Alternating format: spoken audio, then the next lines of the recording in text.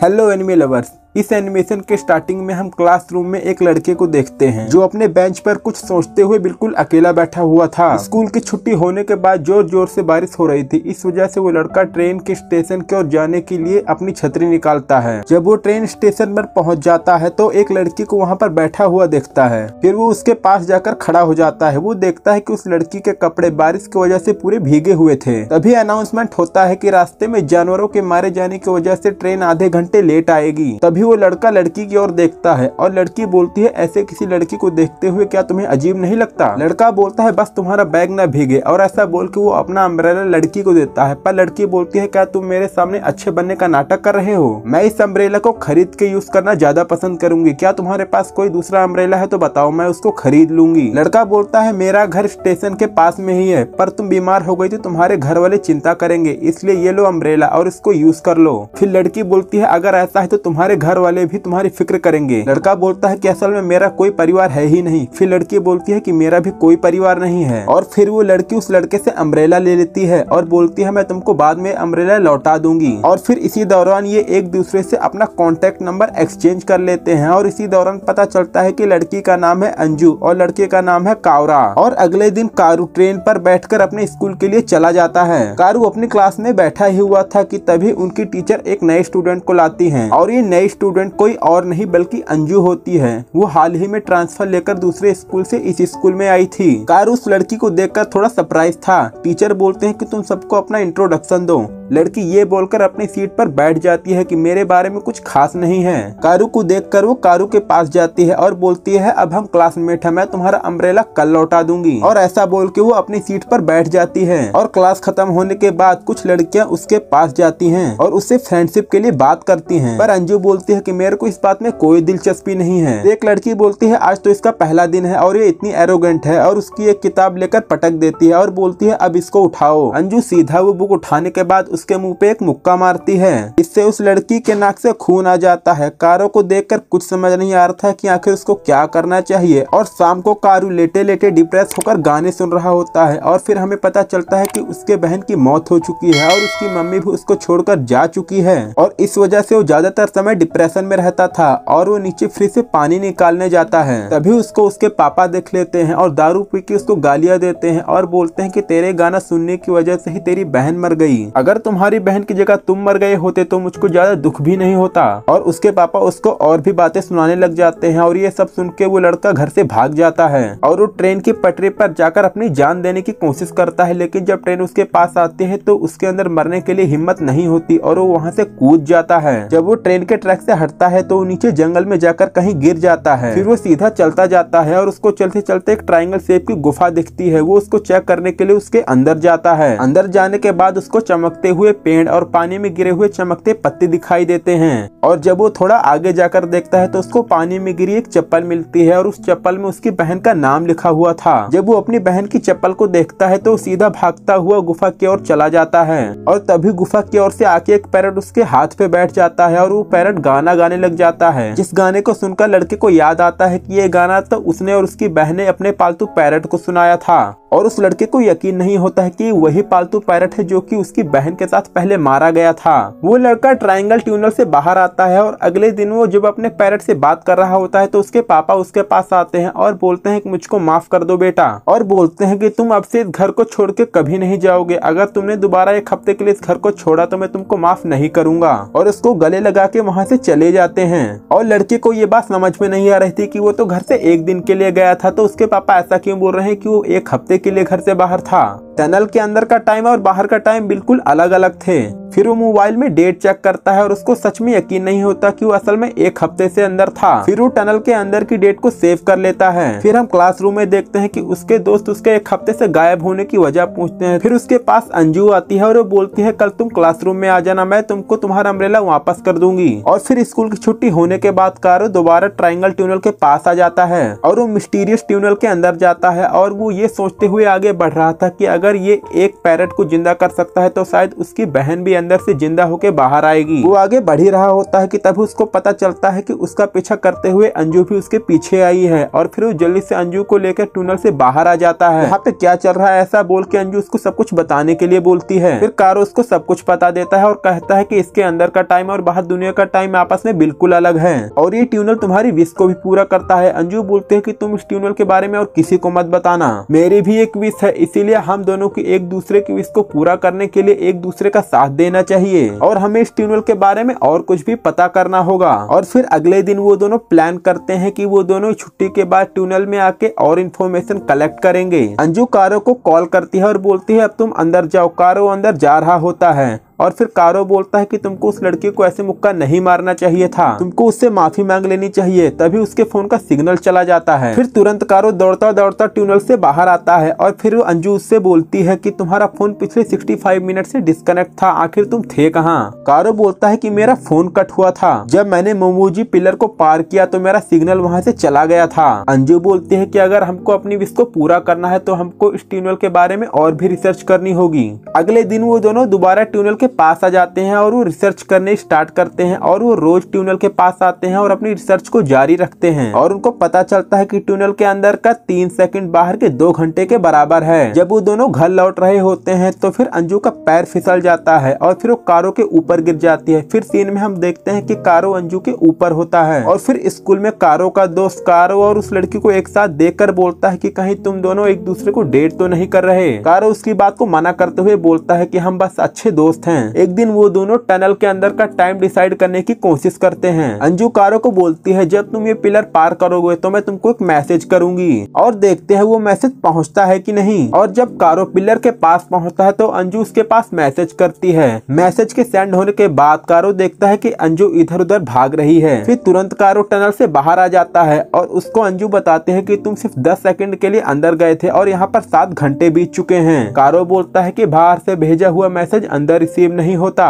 एक दिन वो दोनों एक्वेरियम के अंदर घूमने चले जाते हैं जहां अंजू मछलियों को देख के खुश हो जाती है, मगर कारो कुछ ज्यादा खुश नहीं दिखाई दे रहा था। फिर अंजू से बोलती है जब तुम गुफा के अंदर गए थे तो मैं तुमसे बात ना कर पाने के कारण काफी ज्यादा डर गई थी और अगली बार मैं इस बात को दोहराऊंगी नहीं। मैं तुमको भेजने से पहले तुमसे बात करके भेजना चाहती हूँ। अंजू के दिल में कारो के लिए थोड़ी बहुत फीलिंग आने लगती है। अंजू बोलती है कि मैंने तुमको इससे पहले कभी स्माइल करते देखा नहीं और मैं चाहती हूँ कि तुम हमेशा खुश रहो। कारो बोलता है मैं इस एक्वेरियम में अपने मम्मी पापा और बहन के साथ पहले ही आ चुका हूँ। उस समय जब मैं और मेरी बहन एक साथ होते थे तो हम काफी ज्यादा खुश रहते थे, मगर जब मेरी बहन के पेड़ से नीचे गिरने के बाद मौत हो गई तो मेरा परिवार अचानक से टूट गया और इसके बाद मम्मी घर छोड़ के चली गई और पापा हमेशा दारू पी के मारते थे। मैं बस उस टनल से अपनी बहन को बाहर लाना चाहता हूँ। अगले दिन टनल के अंदर वो 108 सेकंड के लिए भागते हैं जहाँ पर अंजू को उसके लिखे हुए मांगा मिलते हैं और वो दोनों मांगा को लेके बाहर आ जाते हैं, मगर कपड़े गीले होने की वजह से कार्गो ऐसे अपने घर नहीं जा सकता था। इसीलिए अंजू उसको अपने घर आने के लिए बोलती है और घर लाने के बाद अंजू उसको कुछ कपड़े देती है और कारो जब उसके रूम में था तो उसके रूम में रखी मांगा को देख के पढ़ने लगता है और अंजू भी कपड़े बदल के आ जाती है। कार्गो उससे उसके ग्रैंडपा के बारे में पूछता है तो अंजू उसको अपने ग्रैंडपा की कहानी सुनाने लग जाती है। वो बताती है कि उसके ग्रैंडपा एक मांगा आर्टिस्ट थे पर उनका काम कभी पॉपुलर नहीं हुआ और ऐसा मार्केट में स्किल कंपटीशन होने की वजह से हुआ, पर उन्होंने कभी हार नहीं मानी और वो मांगा लिखते गए, पर उनके काम से उनका परिवार कभी खुश नहीं था।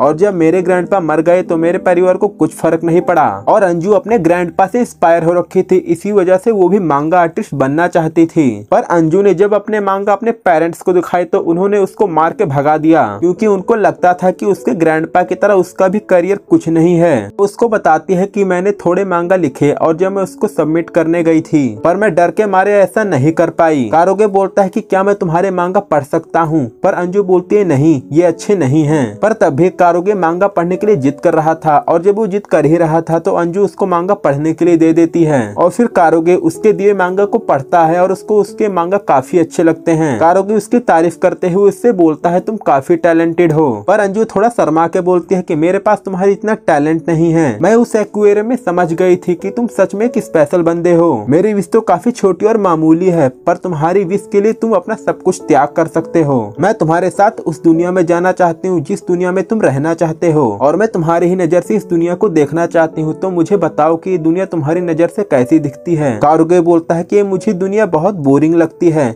फिर अंजू बोलते हैं कि हम अगली बार उस ट्यूनल में किरण के लिए जाएंगे, तो मुझे बताओ कि अब हम अगली बार ट्यूनल में कब जाएंगे। फिर कार्गो बोलता है 2 अगस्त को हम जाएंगे और अगले हफ्ते हम उन दोनों को समर फेस्टिवल में देखते हैं, जहाँ थोड़ी देर खाने और घूमने के बाद वो दोनों एक जगह पर आ जाते हैं। कार्गो बोलता है कि मेरी और मेरी बहन की सीक्रेट जगह हुआ करती थी, जब मेरे पेरेंट्स के बीच लड़ाई होती थी तो मैं और मेरी बहन यहाँ आकर छुप जाते थे। अंजू उससे बोलते हैं तो तुम मुझे यहाँ क्यों लाए हो। कार्गो बोलता है मुझे नहीं पता कि मैं इस जगह पर वापस कब आऊंगा, तो इसे मैं एक बार देख लूं। और पीछे से पटाखे भी फूटने शुरू हो जाते हैं। अंजू बोलती है कि तुमने 2 अगस्त को ही टनल के अंदर जाने का फैसला क्यों किया। फिर कार्गो बोलता है कि 2 अगस्त को ही मेरी बहन की मौत हुई थी। ये बात बोलने के बाद कार्गो थोड़ा इमोशनल हो जाता है और फिर उसको इमोशनल देखकर अंजू उसका हाथ पकड़ लेती है। जब कार्गो घर पहुंचता है तो वो देखता है कि उसके पापा एक और औरत लाए हुए होते हैं और कार्गो के ऊपर हाथ रखकर उसको बोलते हैं कि अब ये तुम्हारी नई माँ है। और कार्गो को समझ नहीं आता कि आखिर ये सब क्या हुआ। फिर उसके पापा उसको मार के बाहर निकाल देते हैं। अपने कमरे में आने के बाद वो ये बात अंजू को बताने के लिए सोचता है, लेकिन वो ऐसा नहीं करता। और अगले दिन अंजू ने उसको कैफे में मिलने के लिए बुलाया होता है। अंजू उससे बोलते हैं कि तुम्हारे कहने पर मैंने उन मांगा को सबमिट कर दिया है और उन लोगों को भी मेरे मांगा काफी पसंद आए, तो अब वो मेरे साथ काम करना चाहते हैं और मुझसे अब सब्र नहीं होता है कि मैं कल जल्दी से उस टनल के अंदर जाके मांगा लिखने के टैलेंट की विश को पूरा करना चाहती हूँ। फिर कार्गो उसको रात में हुई बात को बताता है, लेकिन अंजू के बोलते रहने की वजह से कार्गो उसको कुछ नहीं बता पाता। फिर हम देखते हैं कि कार्गो फोन में कोई मैसेज टाइप कर रहा होता है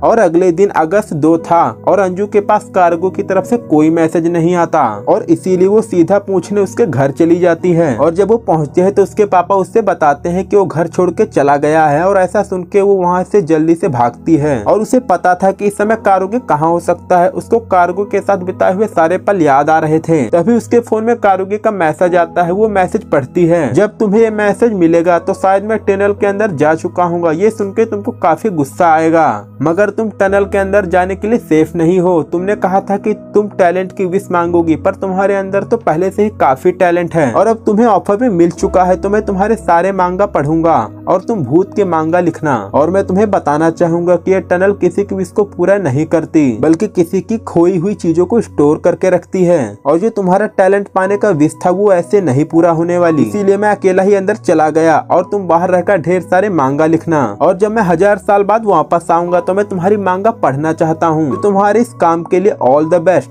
गुड बाय। कार्गो का ये मैसेज पढ़ के अंजू फूट फूट के रोने लगती है। अंजू उसके पास ढेर सारे मैसेज लिखती है और बोलते हैं जब तुमको अकेले ही जाना था तो हमने एक साथ काम क्यों किया, तुमने मुझको समझा ही नहीं, मैं तो बस तुम्हारे साथ रहना चाहती हूँ। और थोड़ी देर पहले के सीन में हम कार्गो को टनल के अंदर देखते हैं। कार्गो ये मैसेज अंजू को लिख के फोन वहीं पर फेंक कर चला गया था और जब वो आगे बढ़ता है तो उसको अपने पेरेंट्स की यादें दिखती हैं। और कार्गो को अंदर चलते हुए लगभग 1 घंटा बीत चुका था, मतलब कि बाहर लगभग 4 साल बीत चुके थे। वो अपनी बहन को पुकारते हुए आगे बढ़ रहा था, तभी उसको एक रोशनी दिखाई देती है। उसको देखकर वो उसके ओर भागता है और अगले ही पल हम उसको अपनी बहन की यादों में देख पाते हैं। तभी उसकी बहन उसके लिए दूध लाती है और वो अपनी सारी यादें भूल चुका था। दूध पीने के बाद वो अपनी बहन से मजाक मस्ती करने लग जाता है, पर जब वो आईने में देखता है तो वो खुद को यूं पाता है जिससे वो घबरा के उठ जाता है और वो अपने फोन को देखता है और सोचता है इसको तो मैंने पहले ही फेंक दिया था। वो अपने फोन को खोल के देखता है तो वो सारे मैसेज अंजू की तरफ से आए हुए होते हैं। वो देखता है कि टनल के अंदर जाने के बाद भी अंजू ने उसको कभी छोड़ा नहीं। हर साल उसके पास मैसेज आते थे, अंजू ने उसको कभी मैसेज करना छोड़ा नहीं। फिर उसके पास उसकी बहन आती है और बोलती है ये तुम्हारे दोस्त के मैसेज हैं। कार्गो बोलता है हाँ,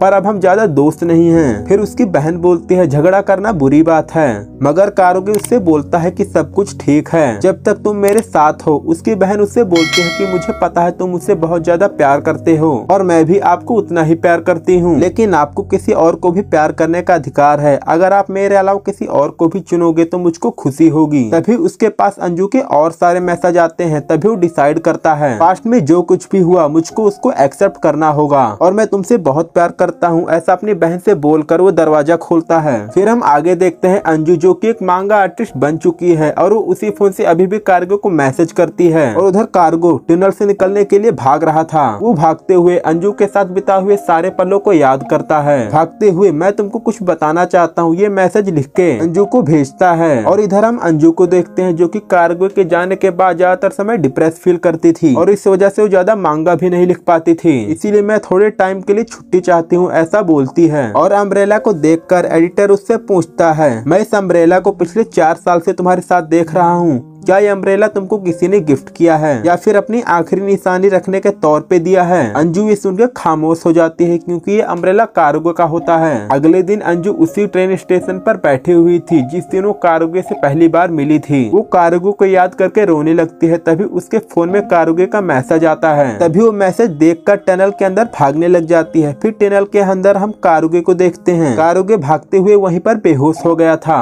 और जब वो होश में आता है तो अपने आप को अंजू के पास पाता है। वो अंजू से लगभग 8 साल बाद मिला था। अंजू बोलते हैं कि तुमने आने में काफी समय लगा दिया, इसीलिए मैं तुमको खुद लेने के लिए आ गई। कारुगे बोलता है, मैं बस तुम्हारे पास मैसेज भेजने ही वाला था। फिर अंजू बोलते हैं कि मुझे तुम्हारे सारे मैसेज मिल गए थे। फिर अंजू उसको जोर से किस कर लेती है और फिर किस करने के बाद वो दोनों टनल से बाहर आते हैं। वो अंदर भले ही 1 घंटे के लिए रहते हैं, लेकिन जब वो बाहर आते हैं तो उनको पता चलता है कि बाहर सब कुछ बदल चुका है। लगभग 13 साल बीत चुके हैं कार्गो के लिए और अंजू के लिए लगभग 4 साल। अंजू बोलते हैं कि कम से कम 1000 साल तो नहीं बीते। फिर कार्गो बोलता है कि अब मैं तुम्हारे मांगा पढ़ सकता हूँ। अंजू कहती है कि तुम्हें कैसे पता चला कि मेरे मांगा पब्लिश हो चुके हैं? कार्गो बोलता है कि मुझे तुम्हारे सारे मैसेज मिल चुके थे, भले ही वो मैसेज मैंने थोड़ी देर बाद पढ़े, पर मुझे सारे मैसेज मिल गए थे। अंजू बोलती है, इस टनल ने हमको दोबारा मिला दिया। तभी बारिश होने लग जाती है। कार्गो अंजू के हाथ से अम्ब्रेला लेता है और उसको खोलता है। कार्गो बोलता है, ये अम्ब्रेला अभी भी तुम्हारे पास है। अंजू बोलती है, फाइनली मैं तुम्हारा अम्ब्रेला अब लौटा पाऊंगी। और इसी हैप्पी एंडिंग के साथ ये मूवी यहीं पर एंड हो जाती है।